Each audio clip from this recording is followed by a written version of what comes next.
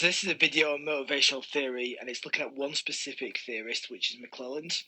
And he was an American psychologist, and he believed, whilst he was studying motivational theory, that there was three key factors. So there's the need for power, the need for affiliation, and the need for achievement. So David McClelland, as he was studying motivational theory, he believed, regardless of your demographics, doesn't matter if it was your age, your gender, your race, individuals are motivated by three major factors. So as I said before, in terms of that need for achievement, that need for authority or power, and the need for affiliation. Now, I suppose a lot of the motivators that he looks at are non-financial, and you could definitely relate him to other motivational theorists. So, for example, a lot of his work is very, very similar to that of Frederick Herzberg. And when we go through the three major factors, you'll probably start to see those similarities. So to begin with, when we consider the need for achievement, this was based on, I suppose, individuals wanting to reach a certain career goal. So that might have been trying to climb up that hierarchy, trying to achieve those promotions. And I suppose there would be, if you relate it to different theorists, and you were looking at McGregor's X and Y, you definitely argue that there'd be a theory Y worker. They'd be ambitious. They'd want that delegation. So job enrichment would really, really motivate them, because they'd want those challenging tasks to really stretch themselves and challenge them to I suppose, be achieving work from a senior position to prove that they can do it and move up that hierarchy and get that promotion, as we were talking about before.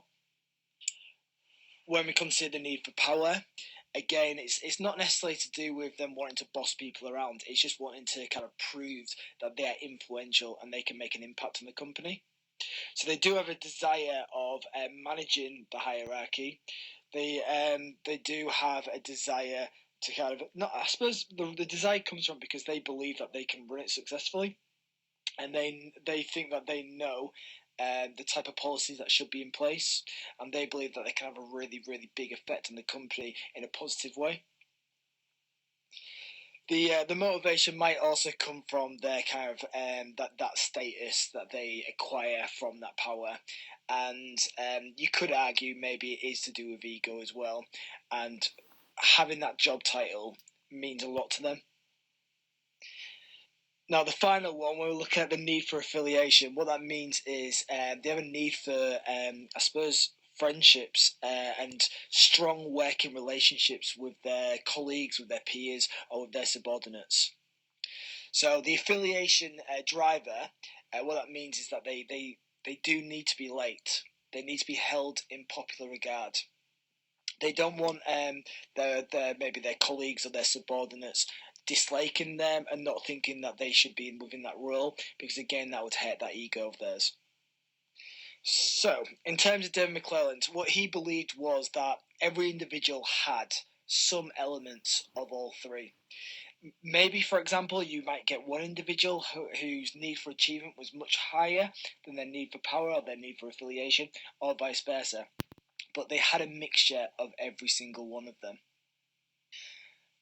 Now, one of the observation factors that McClelland did mention was, when we consider who makes the best leaders, he did pay special attention to the need for achievement. He felt that the individuals who their need for achievement was higher than their need for power and their need for affiliation would make the best leaders. However, sometimes they might have a tendency to demand too much of their staff, in the belief that they're all in the same personality group. So, for example, if you've got a need for achievement, you would almost naturally expect everybody who you manage to also have that need for achievement, and they might struggle to lead or struggle to manage somebody who's maybe, for example, like a Theory X worker, who doesn't actually want that responsibility, who doesn't have that need for achievement, who is not ambitious, doesn't want to get promoted, doesn't want these enriching tasks. So actually McClelland might struggle with workers like that. But if they were managing people who were very similar in trait, then they'd be really, really effective.